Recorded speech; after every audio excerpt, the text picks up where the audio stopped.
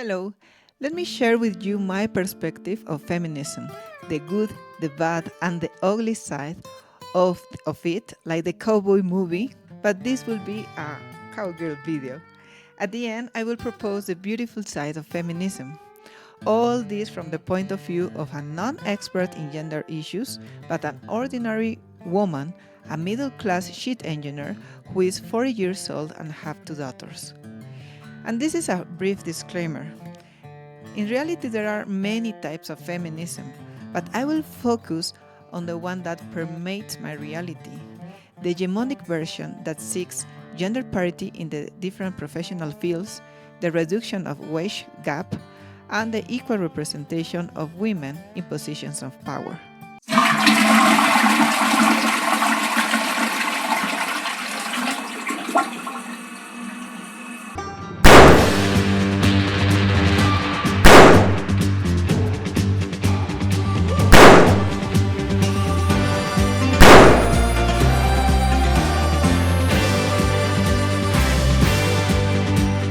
The bad of feminism. The bad thing about feminism is when it tries to interpret everything through purple lenses.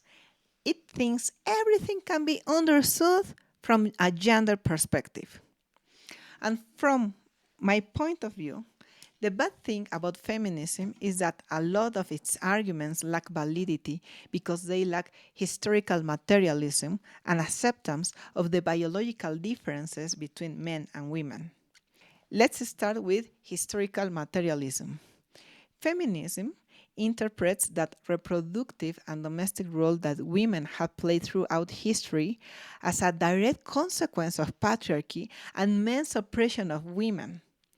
Feminism considers women's role to have been secondary and unjust. And I think part of this is a narrative fallacy. And what is a narrative fallacy? This is a cognitive bias that leads us to interpret reality through a simplistic stories that reinforce the conclusion we already had in the first place. Being a mother made me understood with all the pain in my heart, truly with a tremendous amount of pain, that motherhood, which obviously only women can exercise, sweeps you away with the force of a tsunami into a domestic life. It doesn't matter if you have a support network and a tribe. Raising a child, or worse yet, several children, is a very demanding task. I'm not at all surprised that survival has required a division of roles, and I don't see how it could have been any different before. Imagine this, feminist. If you travel back to the Stone Age and you say to your husband, "Hey, honey, I want to go hunting too. I'm a strong woman with great aim, and it's your turn to stay with the kids." And your very understanding husband, almost naked but wearing with plain clothes, way ahead of his time, says, "Oh, sure, I will stay with the baby." And you say, "Wow, perfect." But then a question raises. How exactly should I feel her? Say your husband. Because there's no formula, no breast pumps, no sterilizers, no refrigerators. Because, sweetheart, you're living in a stone age. Your body is literally the only baby food brand in the market. Let's see a second hypothetical story. Imagine this feminist, that you are living in the 14th century in the great city of Tenochtitlan. And you say, "Hey, honey, I don't want to have kids yet. I want to study in the Calmecac or Tepochcali. I want to travel and visit the Mayan cenotes. I hear they are gorgeous. The sacrifices there are terrific. And when I turn 35, I think we can start a family." And your progressive husband, already wearing his Eagle Warrior armor and a fabulous feather headdress, says, "Of course, I support you, but how exactly are we supposed to have fun? You know, that horizontal fun without ending up with kids in the meantime? Because, sweetheart, the birth control hasn't been invented yet. Let's see the third story. You, feminist, go to in the same era, the 14th century, but in Europe. And you say to your husband, honey, the mustache should be this one. Honey, I think one child is enough. I have other dreams besides motherhood. And your husband, a hardener survivor in the Black Death, replies, are you crazy? On the contrary, we need a lot of kids.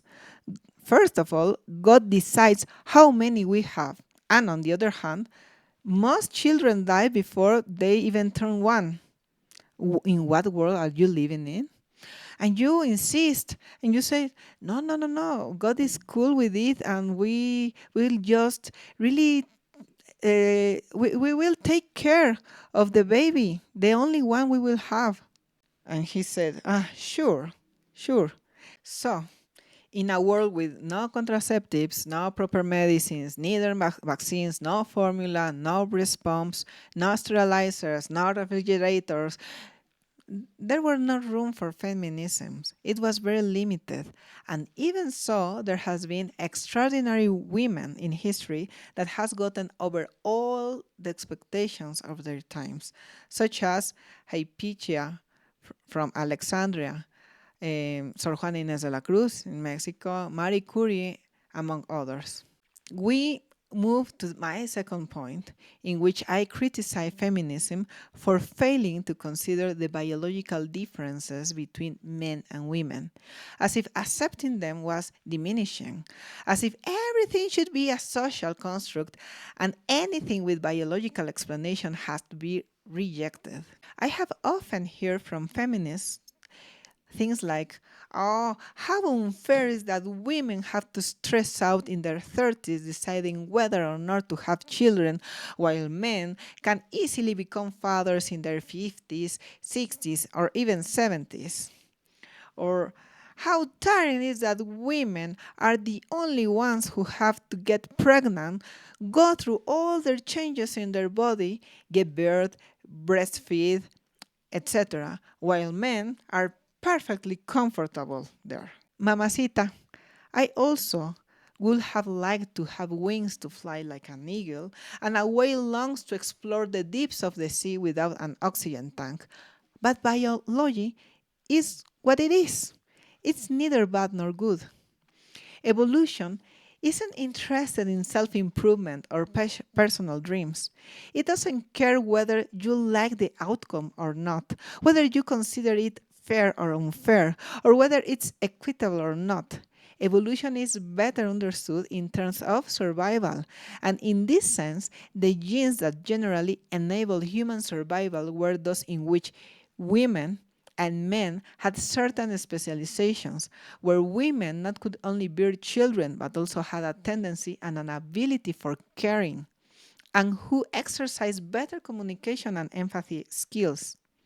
On the other hand, the men who survived and who enabled the tribe to survive were the strongest and the most competitive. Obviously, these inclinations or abilities are mere generalizations, are not the rule. The problem, I think, is that in this pendulum of thinking, we went from an extreme position in which women should strictly attach into a domestic and motherhood role to the other extreme, in which accepting the influence of biology in our decisions seems like a sin, something that shouldn't exist, something that should disappear. The story that motherhood doesn't or shouldn't affect your professional career is a huge lie. And for years, this feminist narrative made me feel that I was the only idiot who wasn't managing to make the most of motherhood and full-time work without sacrificing my physical and mental health in the process. My glass ceiling, so to speak, hasn't been being a woman. It has been motherhood. I don't compete against men. I compete against men and women who don't practice parenthood. either because they don't have children or because their family isn't their priority. Therefore, these professionals have more freedom, more mobility, more opportunities to take on certain jobs that I can't or I don't want. I know I'm losing the competition compared to them, and now I'm at peace with that. It's true that there are professions like sports where women are evidently paid less than men for the same work with the same talent.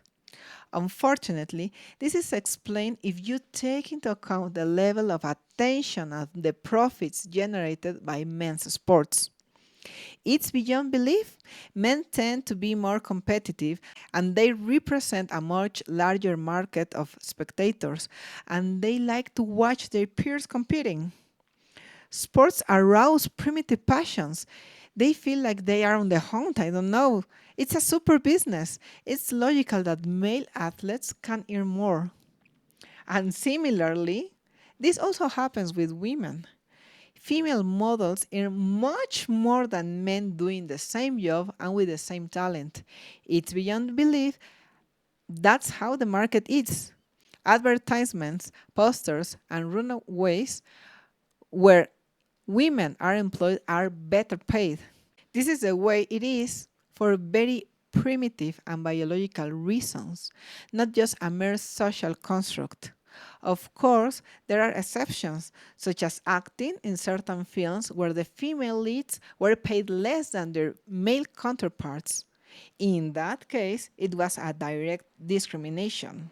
Feminism also loves gender quotas, but gender quotas must make sense. In my field, it's really irrelevant whether the wastewater treatment plant or the biogas plant is designed by a man or a woman. For the project, there's no difference. For the person, there is. A very important part of engineering is fieldwork and operation. And the corny rhetoric only repeat that women have the same capabilities in technical matters. Women can also repair a pump, etc. On paper, it seems like we can live in an ideal and egalitarian world, but that's not the case in all the fields. Yes, it's true that women can have the same technical skills as men, but it's also true that reality will slap you in the face as a woman when you are in the field. At a wastewater treatment plant under construction, menstruating on the top of a big tank that you have to climb up using a marine ladder, feeling dizzy and weak from your period, staying in your pants because you didn't have quick and easy access to a convenient, nearby, and hygienic restroom, but rather a hideous, distant blue mobile restroom. Life as an engineer slaps you in the face when you love fieldwork. But you have to spend months in a remote village, and guess what? You can't get pregnant because the job you love and the professional career that you have developed is hardly compatible with having a family. So, if you want to have a family, you have to start over in another field. Life slaps a feminist field engineer in the face when she's in the middle of a new plant construction where there's neither electricity nor a hygienic room to pump out milk for breastfeeding. A wastewater treatment plant is not a children-friendly facility. In short, there are jobs like field engineering that, of course, can be done by women because they have the skills. But there are jobs that do entail a high professional and personal cost for women. And I have seen it firsthand. So don't come up with indicators that say field engineers should be 50% men, 50% women, just because you believe in an ideal world. As a president of the National Biogas Council, there were times when I felt that someone wanted to use me as a decorative role in panel discussions on topics outside my field of expertise in order to have a nice picture of an empowered woman at an expert panel. In a couple of job interviews, they were more excited about my CV just because I was a woman rather than my professional qualification, because that allowed them to meet the gender quota in this inclusive company, which is almost an insult to my work, my personal and my professional career. And look, when I was studying my master's degree, I ended up in a final debate with a candidate who had also run for president for the Student Association Board. And honestly, I was winning the debate. But my male counterpart tried to push me aside and said that it was fair that he take the position of president because the other three positions on the student board, the vice president, secretary, and treasurer, had already been won by women. So, for equality reasons, this position, the presidency, should go to a man. In other words, he applied the gender quota to his advantage, and it sounded ridiculous and out of place. Maybe that's why I am biased, I don't know, but I decided that I will never use the gender quota to benefit myself. For me, it is not a valid argument in most of the cases. For me, gender quotas are important when it comes to scholarships in regions or communities where women aren't sent to school. Gender quotas make sense in research and health sectors where women must participate to study new medicines, menstruation, menopause, and breast cancer. Gender quotas are important in political positions in the legislative and judicial spheres, especially because, unfortunately, not many women are interested in politics, which I deeply regret. And also because public policies regarding motherhood, breastfeeding, social security, and measures to prevent violence against women are needed. Furthermore, to justify gender quotas, feminism relies on the narrative of representativeness. They say that girls need to see female role models in order to believe in themselves. Is that they need to see empowered women in magazines, interviews, and photos so they can aspire to fight for their dreams. So if she could do it, you can also do it. So, my dear Amazon, you have to break it in this productive and competitive world because achieving your dreams is what gives you happiness. Feminism seems like a pink version of self-help books. And obviously, I am not against improving ourselves on a personal level. But when this becomes your way of explaining the world and then wanting to change it, it becomes very limited and naive. And this brings me to the end of the bad part of feminism and on to the ugly part, which is this. Feminism lacks class consciousness and copies the words of the male world and the society we live today. The ugly and horrible thing is that what we call deconstruction seems like indoctrination.